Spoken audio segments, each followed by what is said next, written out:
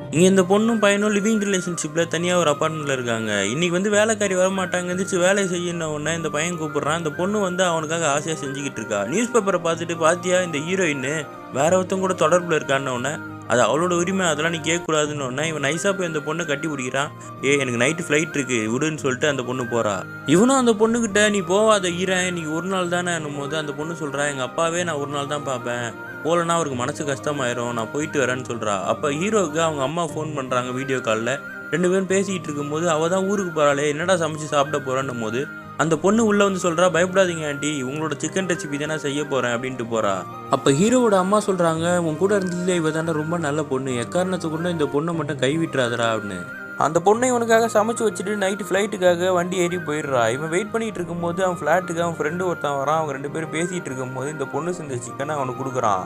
அவன் ஃப்ரெண்டு கேட்குறான், "டேய் நான் என் ஒய்ஃப் கூட தனியாக இருந்து ரொம்ப நாள் ஆச்சுடா. இந்த ஃப்ளாட்டு தனியாக தானே இருக்கு.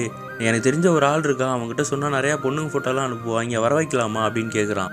ஹீரோவும் கொஞ்ச நேரம் உத்தம மாதிரி தான் பேசுகிறான். சரி நம்ம ஆள் தான் இங்கே இல்லையே வர வைப்போன்னு சொல்லி ஓகேன்னு சொல்லிடுறான். இவனும் ஃபோன் பண்ணி கேட்ட உடனே அந்த ஆள் ஃபோட்டோவெல்லாம் அனுப்பி விட்றான். அந்த ஃபோட்டோவை பார்த்த உடனே அவனும் ஷாக் ஆகுறான்.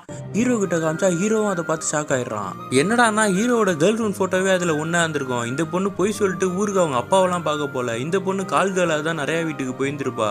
மனசுடைஞ்சு போன ஹீரோ அந்த பொண்ணு வீட்டுக்கு திரும்பி வந்த உடனே அந்த பொண்ணை கிரீட் பண்ணிட்டு எதுவுமே பேசாமல் உட்காந்துருக்கான். அந்த பொண்ணு என்னன்னு கேட்கும் போது அவன் சொல்கிறான், "எங்கள் அம்மா என்கிட்ட ஒரே ஒரு வார்த்தை தான் சொன்னாங்க.